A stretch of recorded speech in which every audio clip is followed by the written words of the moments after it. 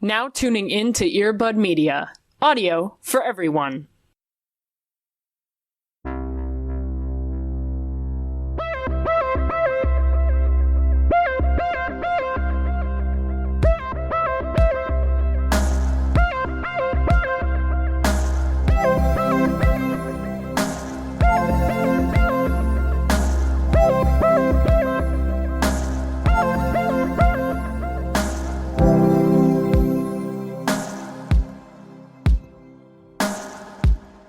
I know that this would require a lot of editing for you, but if I just sigh for a couple minutes, do you feel like you could make like a sweet remix out of that?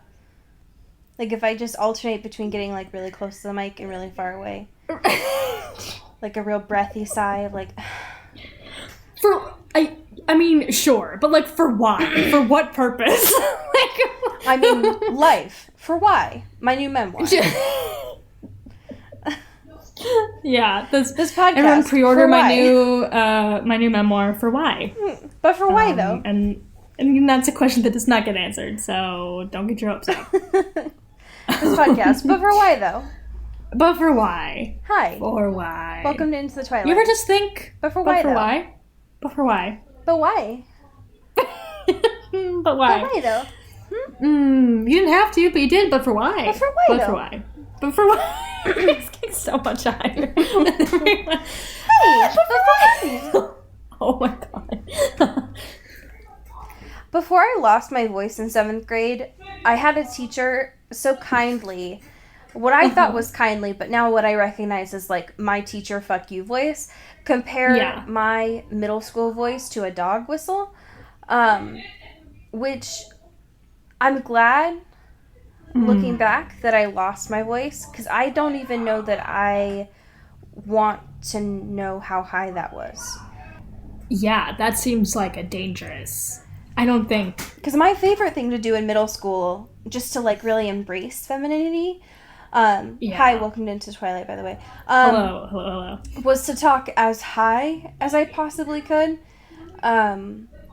Just to like really mimic all of the fantastic people that I saw on Disney Channel at the time.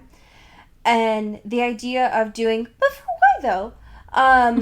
In a dog whistle like register, I feel like I could actually crack my windows right now. Yeah, I would hate that. This podcast is already unlistenable. But if you had like the power within your vocal cords, why though? If you had the power to just like go as high as like dog killing sounds, basically, I don't think that would be great. I think that would we would have no listeners. Just dogs. I had a good dog fan base for sure. Right. Which again... And honestly, that's who I'm catering to, if we're being real. Yeah, just for dogs. This podcast is for huskies only. If you're not a husky, stop listening. I don't want to hear it. Get out of here. Scram. This podcast is just for the dogs that apartments won't let you have. Yeah, because they need it the most, you know? Yeah.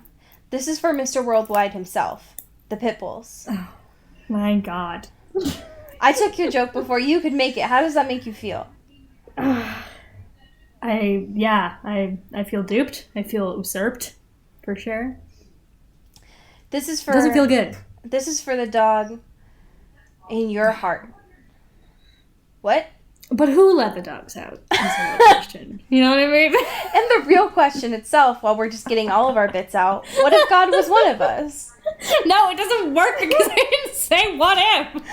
What if dog was one of us? Oh my God. And also... Imagine starting this podcast from this episode and having to navigate the fucking tightrope of bits we just did. The fucking laser beams in like a fucking safe with a precious jewel of bits in there. Absolutely not. There's no... Everyone has to stop listening. Any new potential listeners we have are gone. It would feel like... It's gotta be like that movie that Frankie Muniz and Lindsay Lohan was in, right? Big Fat Liar, though, is the one I was thinking of. Yes, Big Fat Liar. That's the one I was thinking of. Really trying to navigate that space. Yeah, that's the ideal. Wait, hold on a second. I only want to talk about this movie for the rest of time. I was obviously thinking about Frankie Muniz, obviously thinking about Amanda Bynes, not Lindsay Lohan. Don't come for me. Yeah. Also, Sandra Oh was in this. Can we watch this movie? Oh my god. And John Cho? I guess. Wow, I love representation. Yeah, we love to see it. Truly. But yeah, that's... Navigating all those bits has got to be hard. And I apologize. Especially for something when you look at the description as like, wow, I'm so glad that this is a podcast about Twilight. And yet here I am having to navigate all of these sick goofs that I didn't sign up for. Fucking funny ass goofs. I am busting my gut over here and it hurts. It's too funny. I can't do it anymore. Well, you know, it'd be like that sometimes, I guess. It does. It do be like that. But for real though, hi, welcome into Twilight. Hello. What's up, everyone? Happy Monday. How we feeling? You're probably feeling a little bit stressed out, and excited, given that by the time that you're listening to this, there's an extreme amount of news that you are probably dealing with. Breaking news. It's so breaking, we don't even know what it is yet. But we are going to anticipate it. Absolutely. We're going to dig deep into those theories in just a bit. So hold your horses. Yeah, buckle up. But we're going to recognize that stress and get to it in a little bit. But first, Cody, how the hell are you doing? I'm doing okay. Oh. Chicago's been sort of underwater for the past few days, and that's a very fun thing. Tell me more. It has been raining and thundering and lightninging. Oh. Like every day this week. Is that normal for spring? No. What is normal for spring? Because wasn't it snowing the last time that we spoke? Listen, no, I need you to know that nothing is normal in terms of Midwest and especially Chicago weather. We don't know. Okay. But usually it doesn't rain, like, a lot consecutively, for sure. But we're here, we're thriving. I'm loving the storm situation. The lightning and thunder is giving me real moody witch vibes. I love it. But it's also a little scary, so there's that. That is understandable. Quite a bit of spook. A little bit. Just a little bit, to really guide you on your day. You know what I mean? I mean... You know what I mean? I do.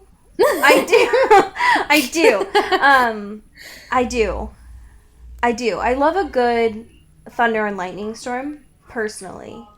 Yes. We don't get them enough here. But I do love them when they happen. Oh, yeah. My cats don't, but I do. Yeah. So I love and that. That's life. Yeah, that's true. In these neck of the woods. Yes. It hasn't really been much of anything here. Like, it's just been windy, which isn't anything. Right. It hasn't really been rainy. Hasn't really been sunny. Just been a little bit gray. You can say.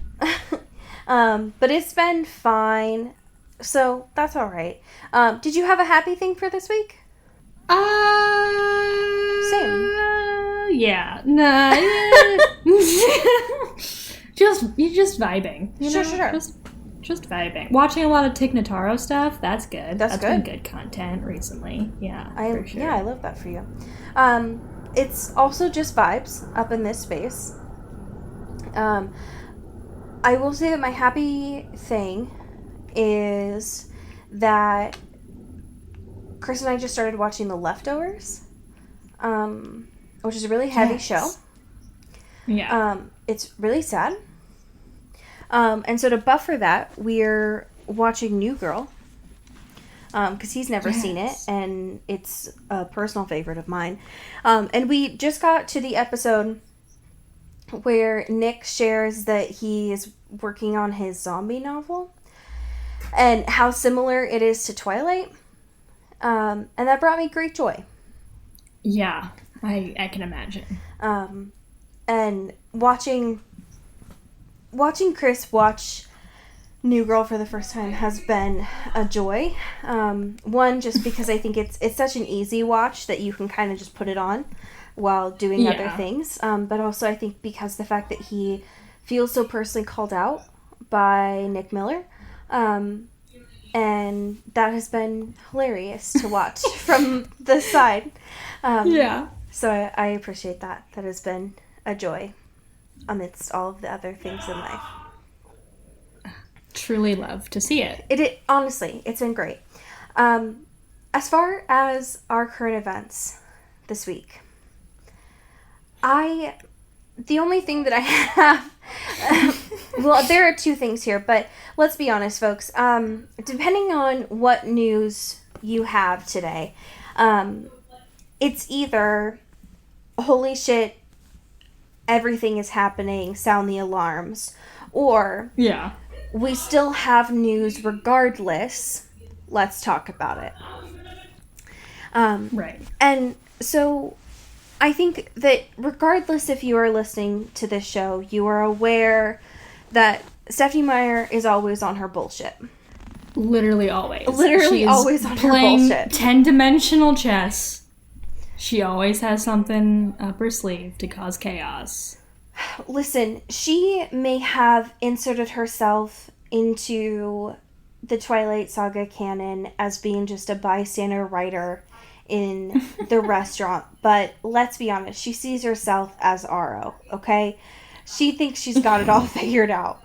Yeah, just pulling the strings, baby. So, the reason why we were talking about this and why it's going to be such a big deal when you are listening to this right now is that as of today, when we are recording on Wednesday the 29th, Stephenie Meyer's website has been transformed. It is the most threatening countdown clock I've ever seen. And the last thing that this world needs right now is a fucking countdown clock. Yeah. But Stephenie Meyer doesn't care. No.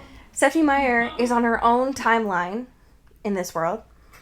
Yes. And has decided that, and I don't have, I know this might seem shocking for most of you, but I don't have Stephenie Meyer's website bookmarked to check it daily. So as far as I know, this happened today because it was sent to us today. Yeah, at least from what because she posted it also on all the Fickle Fish stuff, and that was like this morning. Yeah. So I think this all started today. Yeah, that's what I could tell as well. And it is a starry background that kind of changes to a couple of different backgrounds of stars in the nighttime, and a counting clock that started again today on Wednesday of 4 days on her website. Folks. No other context. Nothing. Nothing. This is all we got. This is it. And so, of course, this was sent to us. And fervently, everyone was yes. like, have you seen this? And so naturally, people are jumping to the conclusion of what it is that will be released at this time. And I'm trying my hardest to keep a calm demeanor and not just absolutely scream into this microphone and release all of the red string. But the common consensus from other news outlets and from folks that sent this to us, as well as other fans online, is that Midnight Sun is coming. After all this time, I am still skeptical. And I think that is fair. And I'm willing to be proven wrong, for sure. I just think Stephenie, because she loves she out of spite, because everyone was like, fucking finish this book. She's like, I'm gonna fucking die before this book ever gets published, or before I ever finish this book. Right. But maybe, desperate times. Maybe she's had a change of heart. Right. Maybe things are different. 10 years, there's a lot of stuff. We all thought, like, all these other, like, little pockets of releases and stuff were gonna be Midnight Sun or whatever. And they weren't. But this is a larger scale kind of thing, it seems like. It seems like a lot more razzle-dazzle. So maybe. There is a lot more sparkle to this. I just don't trust her. I don't trust her either. It is hard for me not to have my hopes up, though. Yeah. The problem is that I've gotten my hopes up so many times for her. I just have a very toxic relationship with this woman. Yeah, absolutely. You think she's gonna change, and she never does. She hasn't done it yet, but maybe this is the one. Here's what I'll say. Yeah. If it doesn't end up being Midnight Sun, then fine. Like, it is probably something. It is. Yeah. My belief is that if it is not Midnight Sun, I think it is still probably going to be something Twilight related. It has to be, right? That is my guess, and that is what I'm sticking with. Could you imagine if it was one of her other fucking stupid franchises? Like, it's the unreleased epilogue of The Host. It's like, why? What? Literally no one cares. No one cares. It's like exclusive Q&A with Saoirse Ronan from The Host. Like, why? Why at this time when she's, like, still doing stuff for Little Women? Maybe it's, like, video content, though. I didn't even think of that. For The Host? No, for just, like, Twilight, or, like, other, like, I don't know. I'm sure she's, like, exhausted every conceivable blooper and, like, behind-the-scenes stuff that could have been made. Right. For money. But, like, maybe there's stuff maybe that hasn't been seen by the public yet in the vault, I don't know. Oh, God. The Meyer vault. It's like, oh my god, what if she, like, releases, like, all of the soundtracks on, like, a beautiful vinyl? Oh. Stop. My concern with that, and this is something that other folks brought up as well, is that this is most likely going to be something that is digital and able to be accessed immediately. Sure. Given the current state of, like, production at this time. Which is not something that I had personally considered, but makes a lot of sense. That this countdown is something that is... It's not, like, going to be a countdown to a pre-order. It's going to be countdown to, like, accessing something. Yeah. Which definitely, like, narrows the scope of what this could be. Yeah. And... So I think that if it ends up being Midnight Sun, I think that it would be in her best interest, since a lot of her fan base has read what we can imagine is a third to probably half of it. Right. That what I imagine her agent has probably said is it is like a lower price than her average book or something, and the proceeds of it are going to some sort of relief fund. Right. Oh my gosh. Midnight Sun for the people. For the world. In the way of, like, and she might even, knowing her, she will probably spin it as a, like, Edward died from the 1917 Spanish influenza. Oh my god. So, since he's such an advocate for this, make sure that your money goes towards these efforts. Oh my god. Like, that is what I imagine. If it ends up being this, that is what's going to happen. Right. Yeah, for sure. And I think that would be her best PR move at this time. I think that a lot of her fans, even though they would pay full money for this book just because they want to access it, realistically, they've already read half of it. Right. So I think some of them would be like, why am I paying a full book price for something that I've already kind of halfway seen? Right, for sure. So. What if she just fucking nuked that first half, though? What if it's a totally different? Who knows? But it was good, though. She's been hacking at this for a decade, dude. I would be very interested. Yeah. Ugh, Steph. So hopefully, by the time you hear this, we will know what's up. And we will record reactions, feelings, hot off the presses. Yeah, I mean, by the time that this is up, definitely, like, check our Twitter, where we'll have immediate responses from it. Real time, baby. It definitely feels weird to be reacting to something that by the time that you're listening to this, it'll already be out. Right. And I'm very excited, I think, regardless. I think that I'm obviously very nervous because I think aside from the excitement of, like, nostalgia, Stephenie Meyer's writing obviously is not great. And that is putting it very lightly. Like, yeah, it's a generous. I think if you are obviously here, then hopefully you have listened to our earlier episodes where we have, like, very thoroughly torn these books apart and critiqued them thoroughly. Including Midnight Sun. Including Midnight Sun, where, like, while I have a very strong, and I mean, this is literally the whole point of the show. Like, I have a very strong nostalgic tie to these books, but that does not mean that can very thoroughly be separated from critiquing them because they are not great. And they are offensive on so many levels. And so I think I would be very interested that if she ended up doing editing work on what she had, I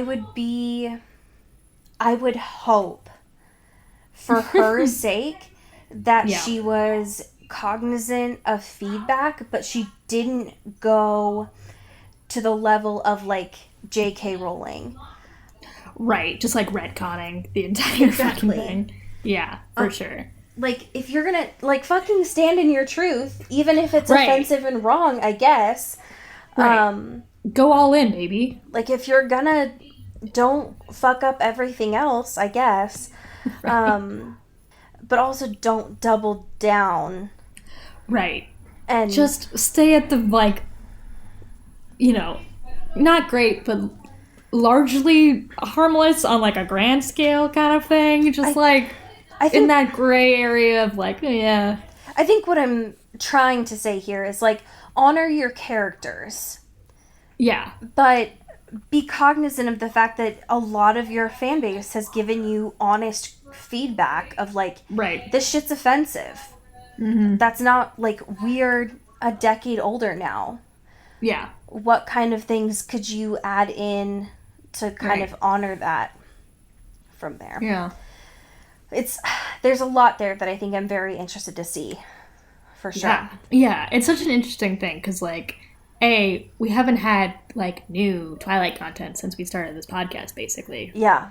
So that's already fucking, we're ready. The possibility of that is so wild. So absurd. And, like, it's so interesting, too, to, like, if this is Midnight Sun, or if this is, like, a new Twilight something, that, like, it is a series that is so steeply in, like, the late 2000s, early 2010s. Like, that is in such that era of, like, social ideologies and, like, all this other kind of stuff that, like, definitely has not aged well. Yeah. And, like, obviously Stephenie probably does not have the the power to, like, kind of harness those two things and, like, adapt it and change stuff for, like, in a way that both, like, has the integrity still there, but, like, isn't fucking 2005 ass, like, writing and, like, social ideologies. Right. I don't know. It's interesting to see something exist in a different time, but still, like, existing. Yeah, I would be very interested from the level that we do this work to have new Twilight content. Yeah. I think that from not only, like, from a selfish level, I think that it'd be interesting to, like, to see what that does to this fan base, and like hope that they are able to critique it and be like, you know, like, we demand better from these characters, while also recognizing like that's not gonna happen. Yeah. And I think that it would be interesting to have to critique work that we have kind of said, like, this is the work that we are going to be doing, kind of thing. Right. So, very interesting stuff. Lots of things to ruminate on, and that we'll have to come back to next week for sure. For sure. Yeah. Okay. Minor last piece of current events news is a little Robert Pattinson treat. A little treat. A little treat. I feel like we can probably touch on this a little bit more next week. But I wanted to bring this up. This is a piece from Ace Showbiz. They touched on the fact that Robert is, quote, not relaxing during this time. They mentioned that he is following the self-isolation guidelines in London with his girlfriend, Suki Waterhouse. But they mentioned that he is struggling to be able to relax given the strict guidelines that he has been given to stay in shape for Batman and when they eventually do go back to production. Yeah. And I didn't quite know how to feel about this, because I know that it's been mentioned before that Robert just like doesn't like working out. Right. But also, to me, it was just felt like this is the least important thing that he should be worrying about. Right. Of like, his health, and that means, like, is he good? Is he okay? His holistic health is what is important right now. And so the idea of having to maintain like a rigorous workout schedule just for a job seems fucked. Yeah, I hate it. I hate it. Yeah. So I hope that he has a community that can, like in his personal community, that can check in and make sure that he is actually okay. And they don't just want him for his body. Because that didn't make me happy. So, yeah. That was not great. Don't feel too great about it. No, it wasn't. It was just kind of a bummer. It was... And I know that he's not the first person that this has happened to, but... right. Because I know that a lot of actors go through this, but, like, in the context of, like, hi, our world's on fire. Right, so, like, we can just be fine, you know? Yeah. We don't have to still maintain this weird... Can you just, like, let Robert go on TikTok, please? What I would give. I just want to know what he likes on TikTok. I don't even know that he goes on What's TikTok. What's his algorithm like? I just want to know. Gay depressed teens? I just want to know, like, did he get the whipped coffee recommendation? Oh my gosh. Just tell me. Anyways. Also, sidebar, can we just talk about how I prophesized that on this podcast? You can. Yeah, that was great. It was good work. Thank you. Had a lot of people tell me it was Instagram copy. I'm like, absolutely the fuck not. Nope. Get back in line. Try again. Nope. You gotta know your roots, you know? You gotta... Oh my god. Gotta know who laid down the ground for you to have such shitty wrists. Oh my god. Gotta pay respects, you know? I will say, I have not been on TikTok as much because I've been on Animal Crossing so much. Right. And when I do go on TikTok, a lot of my TikToks have been Animal Crossing. And I'm like... So you never really escape. I know. I'm in a constant state of Animal Crossing. Which is okay. Like, it's fine. Yeah. Not a bad place to be, where I'm at. You know? Yeah. Alright. So, let's get into this fucking book. Let's do it. We're making progress. I know. We met our friends. I and didn't our hate foes. these. No. I feel like every week I've been like, will we meet love? Hello? And we did. Please, finally. anyone?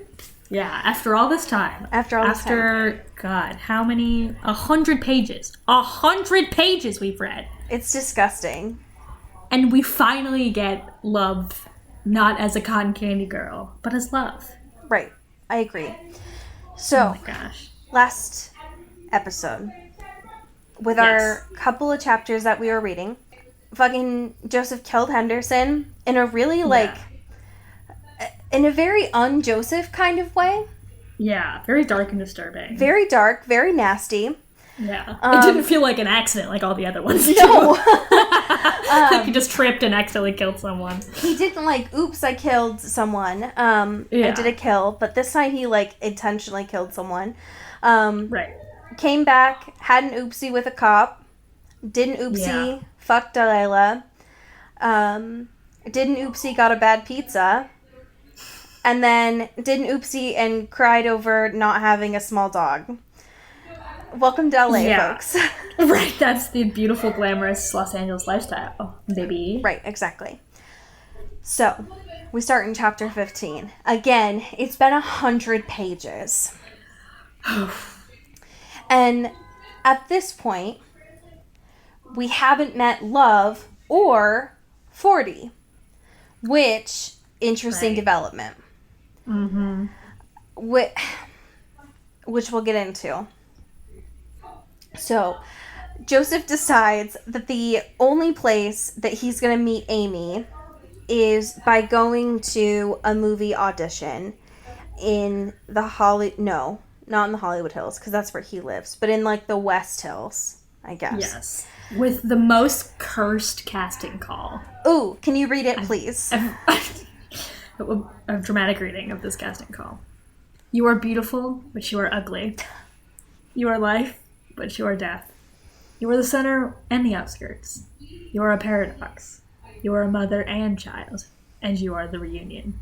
You are Tara. Sag, not sag. Blondes, bring headshots. So cursed. So cursed. I hate it. And I love that Joe is like, well, this is where Amy's gonna be. Yep. Obviously. Duh. Yeah, I mean, she's beautiful. She's ugly. She's a paradox. She's a mother and a child. She's a bitch. She's a lover. Oh my god. That's all I could think about when I was reading that. Yeah. Oh god. It's great. The idea of him, everything up to the point when he reintroduces and re-meets Love, I gagged over. Because this whole interaction from him getting out of the Uber, getting into the elevator, meeting these women, and he's like, I'm sorry, ladies. I'm not an actor. I'm an agent. Don't you want to suck my dick? Suck my dick in this elevator right now. Real 50 Shades moment, baby. Let's go. I did though, the two, quote, Muppet men that got in the elevator and they were like, I'm sorry, ladies. If this guy is telling you he can make you famous, he's lying, because his shoes won't make anyone famous. And then they high-five each other and leave the elevator. This wasn't the right time frame, but what I would have killed if one of them was like, what are those? Oh my god. What are those? What I would have killed. What I would have killed. I would have killed Joseph, obviously, but yeah, no question. Yeah. What shoes was he wearing? Right, literally every other fucking minutia of his life I know in perfect clarity. He is telling me every fucking humdrum thought he has and every stupid little thing he sees. And I don't even get a little fit check. I don't even get to see what he's rocking. No. He is someone who his ego is so easily bruised and fractured. And you think, if someone's like, this guy's got shitty ass shoes and he looks like a chump. He would have been in his head, actually, I was wearing pretty sick Adidas and I really worked hard to dress myself today, so I'm looking pretty fresh, and I actually am gonna cry. So fuck this. You would have been like, these are my Crocs. I spent a lot of money. These people don't have any taste. These fucking LA erudites don't understand really what fashion is. Like, give me that. Have they never heard of Pumas before? Come on. Like, this is in his wheelhouse. This is in his character. Like, give me that. I want some flavor. Give me some. Please. I agree. That's all I want. Anyways. After a long section of, like, there's passwords, there's fake excuses, eventually he's laughing with the guy at the front desk. He decides to find an empty room that he thought was empty, I guess. Bum, bum, bum. And in this room, there is a woman. Yeah. And she is apparently barely visible under a cashmere... She's a ghost. Yep, she's just a blanket burrito and Beats headphones, which is all I aspire to be sometimes. Straight vibing. Yep. Straight vibing. Nothing but vibes. Yep. And I love this image because Joseph tries to say hello to Love like 5 times, and she cannot hear him. Until he finally gets close enough to see her ankles. And he touches her shoulder, and she basically, like, screams. Like, he scares the crap out of her. As understandably so. Like, she was, like, in the zone. But she's not, like, super freaked out, because I guess she just laughs. Yeah, it's like, that's fine. This happens to me all the time. Yep. Men just tap me on the shoulder. Yep. I'm not expecting it in a blanket burrito. And then she just, I guess, lets him sit there and watch these auditions of all of these blonde paradoxes audition for this movie. And since they're watching auditions, they can't, like, chit-chat. Mm-hmm. So instead, they have the great idea to pass fucking notes to each other. This shit was like hot. They're in the... yes, okay, yes. This would have been very good televised, I think. I agree. Like, that would have been extremely horny and extremely good. I just, like, reading it, it felt like it was just 2 middle schoolers passing notes in class and they're not allowed to. You know what I mean? Right. I agree. But there's some good talk in there. There's some good game. You know, they're flirting. They're having a good little back and forth. It doesn't make me want to vomit. Some lines did, but most of it was smooth sailing. I did. I liked the idea that they still haven't, technically, like, they still don't know each other's names. They haven't heard each other's voices yet. All they're doing is this banter on this, like, yellow legal pad. Yeah, fun analog banter. You know? Right. And so I love that. They introduce each other's names on the legal pad, and so he's like, sorry, your name is Love? Excuse me? Which is fair. There's a lot of discussion from Joseph that Love is a pervert. And somehow it doesn't start immediately with him describing her nails and toes being painted, as he says, quote, iPhone white. Literally the least sexy man on the planet. I don't know. How does he have negative game? I don't know. He's got so little game, he owes game to the government. Yep. And yet it was apparently the best sex Amy had in her entire life. Can't believe it. But yes, he is convinced somehow that Love is a pervert, because when he stares into her eyes, she remains fixed on him and just stares back. And folks, if you weren't aware, eye contact means you're a pervert, according to this book. That's That's what it means. Yeah, and I love, too, that he's like, you know, with other girls, it would have been different.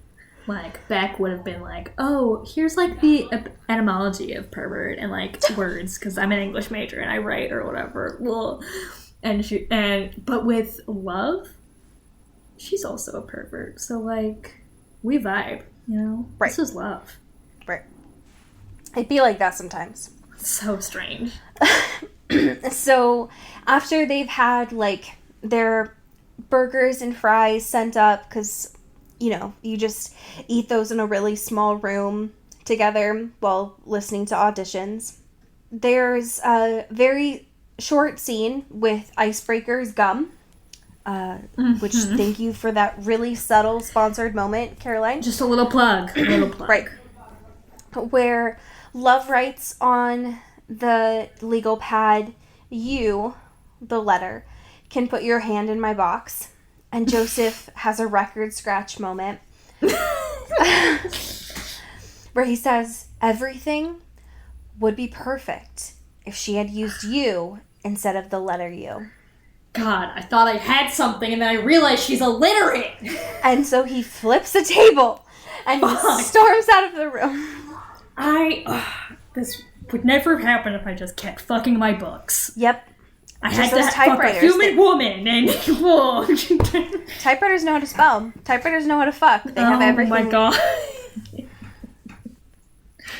So through this legal pad exchanges, he finds out Love is a producer on this movie. He's becoming increasingly jealous with this guy that she keeps sending his jokes to through her phone. And the way that he has been able to stay in this room without creeping her out is that he said that he has a neighbor that is auditioning, and that's why he came by. So sure. Yeah, why not? Yep. And then by the time that this finishes, in the headphones, 40 checks in. Hello? Which is the part where I, like, freaked out. 40 for real. 40 for real. 40 for real. And I'm sorry I ever suggested that What's-His-Face could ever be 40. It was just this wave of relief that sent over me because I don't like Calvin, and so... Yeah. I do. It is so offensive, though, how they describe 40. Oh my god, when they get to him later on. They're basically like, 40 is 400 years old. They're so mean to him. It's so rude. So, Joe and Love kiss, and then they go in to meet 40 in his, like... I thought this was just, like, a fancy building, and not what seems like their studio or something. But they go into this, like, parlor room that 40 has. Mm-hmm. And we meet 40 in this very Jay Gatsby kind of way. Where, yeah, he seems like he's 40. Like, actually 45 years old or something. Yeah. Yeah. Instead of what he's supposed to be, which is, like, what, 27, maybe? Yeah. Like late 20s, mid to late 20s. Because I think even Joseph says, like, Love tells me they're twins, but 40 looks 100 years older. There's no fucking way. Yeah, he's like, he has leathery skin. Father time. He's got worn out skin from cocaine and court-ordered community service. And it's like, what the fuck, dude? Yeah, like, who is this man? Like, why are you so rude? Yeah. This is Love's dad. Yeah. I don't understand. Yeah. But Love, I guess, like, steps out for a second. And this is the part where 40 starts his usual thing that we know from the TV show of calling Joseph Old Sport, which I love exists in the book as well. sorry. Apparently saying Old Sport triggered my cat into meowing. I didn't know that I could just address my cat as Old Sport. Old Sport! Old Sport! Interesting. And this is the part where 40 acknowledges. And he's like, hey, so glad you met us. What do you want from us? And Joseph's like, what the fuck are you talking about? Who are you? And that, like, really turns 40 on. He's like, sorry, we're famous, but you don't know that we're famous? Yeah. And Love's like, oh my god, we're not famous. Like, shut up, dude. And so this is the part where it's very similar to how it was in the TV show, but instead of it being a Navrin that they own, or their family owns, I guess, it's the pantry. Yeah. Which, of course, is the one that Joseph had been going to for a His while. safe haven. Yep, his safe haven. The one he With loves the a lot. fun labels.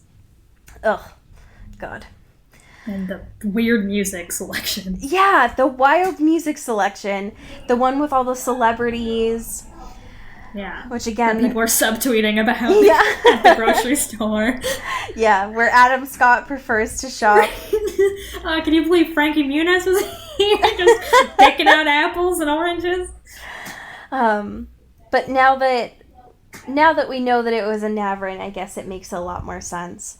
Yeah. And so after this conversation, apparently they won the approval, and so what seems like is that they're going to 40 and Love's family's house, and the chapter ends with them making a pit stop to get Joseph some fancier clothes, since they kind of like freaked out over the fact that he lives in Hollywood in an apartment building. Right. How dare you? The You audacity fucking of him. Scum. Yep. So, next week, now that we have both 40 and Love introduced, I'm imagining things will finally start to hit their groove. Again, 100 plus pages in. Finally, Jesus. Something will happen. Right. Something will happen. Yeah. But we'll address that next week, and then obviously whatever the hell has happened with Stephenie, too. Yeah. Oh my god. Big week, y'all. Yeah. Big week. So much. But until then, we have so many fantastic patrons to thank. Yeah, we do. And a relevant piece to thank them with, which is a Screen Rant Corner, which has been a while. And this is 20 wild revelations from Midnight Sun. Sorry. Before we get into this, Please. do you see that the subhead says Midnight Dawn? I do. I absolutely do. That's not Nope. a thing. Nope. That's never been a thing, right? Nope. Who looked over this? It's right there. Breaking Sun. Midnight Dawn. Who is she? I'm a breaking sun moon. Midnight dawn rising. Yep. That's exactly right. Yeah. I feel like that sometimes. All right, why don't you go ahead? Oh my god. Shout out to Rebecca Cullen. Hell yeah. Who's gonna be the school secretary creeps on Edward. It never gets old. It's so fucking good. It is incredibly powerful, especially in that one. Yeah.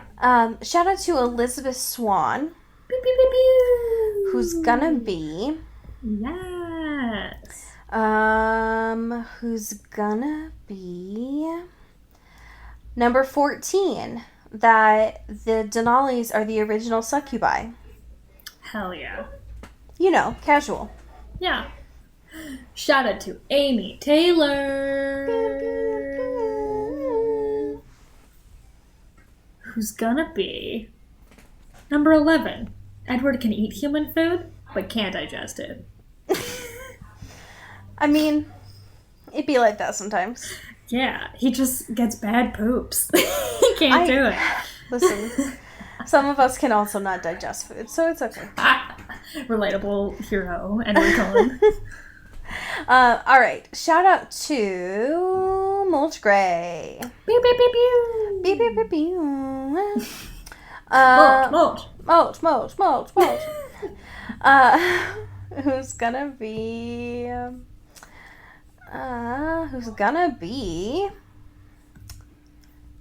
Who's gonna be? Mulch. Who's gonna be? Number 10. Buckle up. Edward can't hear Charlie's thoughts clearly. Can anyone? Can Charlie hear his thoughts clearly? He's such a complicated mind, you know? There's like a lot going on in there. And Yeah. that noggin, you know what I mean? It's just all static up in there. Yeah, it's just TV static. No thoughts, head empty, smooth brain. Shout out to Callie Beck. Woo! Who's gonna be number 7. Jessica is truly mean to Bella. Truly. Truly mean. Damn. All right. Shout out to Taylor Brown Town Lutner. Yes. Who's gonna be? How do you think Taylor feels about the fact that every time that there's a Jacob-centered one, I always choose it for her? Do you think she's, like, genuinely angry at me? It's like when you, like, your relative has, like, one thing, so you get him that, like, one thing for Christmas every year. It's like, oh, you like purple, so you're gonna have purple things forever. I can't think of anything else for you. Here you go, it's purple. Taylor said that she liked ducks once, and so I only get her duck-related things. It's just like that. Okay, so, Taylor, you're gonna be number 3. Jacob violated the treaty. Whoa. Whoa. Whoa. Shout out to Aaron Salinger. Holy shit. Who's gonna be number 5? Rosalie and Jasper plan to end Bella's life. God damn it. All right. We love it. And I love last, a little scheming. but not least, Yes. Sophia Salinger. Ow, ow, ow. Who's gonna be Yeah. number 4. Woo. Alice saw Edward end Bella's life in the meadow. Damn. Peeping Tom. Truly, Alice, stop. Listen, we're gonna talk about perverts. Alice just chilling in the bushes, like, hey, you need snacks or anything? Want a condom? You need some juice? Don't get scurvy. Yeah, but don't get scurvy. Yeah, no, it's good. It's good to be prepared. I care about you kids. Don't get scurvy. Oh, who is this character? You know, Alice. You remember Alice? You know, she talks like that sometimes. You remember what she sounded like? How could you forget? Has it been that long? All right. I have a fan fiction for you this week. Please, God. And this is more so me trying to, like, will this into the world. This fan fiction is written by Lore. I should have pronounced this before I said it out loud. This is written by Lore Fiorello. Fantastic. And it is titled Midnight Sun Part 2. Here's a summary. Have you ever read the Twilight books? How about Midnight Sun? Well, if you have, you should know that she wrote only half of the book in Edward's POV. Well, this is the other half. I'm thinking about trying to find the first half and uploading for people that haven't read it. Tell me what you think of my version and what the end of Midnight Sun should be. I posted the first half. Is that allowed? I don't think you can just post someone else's work on Wattpad. Well, But, so this is from their version of the second half of what they thought would happen. And so this is obviously from Edward's perspective. Specifically, if you remember, and I know it's been a while, but when Edward used to wait outside Bella's house for her to come outside and drive her to school. Great. We were playing a little game. She made a habit of rushing out the front door as soon as Charlie was gone.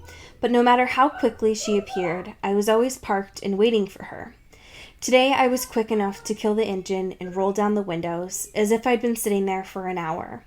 Her eyes widened when she saw me, and she approached the car laughing. "How did you sleep?" I asked disingenuously, suppressing a grin. "Fine. How was your night?" she countered. "Pleasant," I said, unable to hide my amusement. If only she knew just how pleasant. She eyed my expression, with suspicion. "Can I ask what you did?"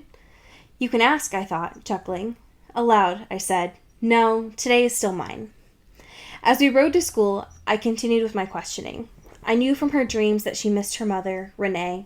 I wanted to know more about Renee. Was she anything like Bella? I had already identified many similarities between Bella and her father. Their taciturnity, their seriousness, their sense of responsibility, their tempers. She had implied that her mother was very different. But what was their life together like? How did they relate to each other? What did they do together? I looked forward to meeting Renee. End scene. Damn. Here's the thing. I'm very curious about this fanfiction. They've made just enough tweaks from the original one that I honestly could not tell, because I didn't spend enough time pulling it up, that I couldn't tell from initial reading if it was their work, that they had just, like, been inspired by Midnight Sun, or if they had taken the original text and just added in enough words to make it, like, not officially plagiarism. Right. Yeah. Who can say? Who can say? But I definitely miss the idea of when Edward used to just, like, wait outside his car and pretend to be super suave when we all know he's a blushing bride, so. It's true. Yep. Well, from this blushin' boobop to yours. Well, I'm not a bride, but I'm definitely some sort of boobop. Yeah, oh, for sure. I identify as a boobop. I definitely identify as I don't know what it boobop. means, but I do feel it. I definitely like the sound of it, that's for sure. Yeah, there's something to it. Well, as we say in LA, Get bit. and get whips. Ooh. This is an Earbud Media production. You can find us on Twitter at Earbud Media and listen to the rest of our shows. You can find this show on Twitter at Into the Twilight, as well as intothetwilight.show. You can send us an email at intothetwilightshow@gmail.com. You can also become a sponsor of the show or buy some merch at intothetwilight.bigcartel.com. Our art is done by Maddie Padilla, who you can find at YourGhostHost44 on Instagram, and our music is done by Eli Krause, you can find at Eli Sauerkraus and KrausFilms.com. The intro and outro is by KB Smith, you can find at KB__Smith on Twitter. You can find Allie on Twitter at Into Wild Places, and you can find me at Dyke Discourse. You've been listening to Earbud Media Production. Earbud Media. Audio for everyone.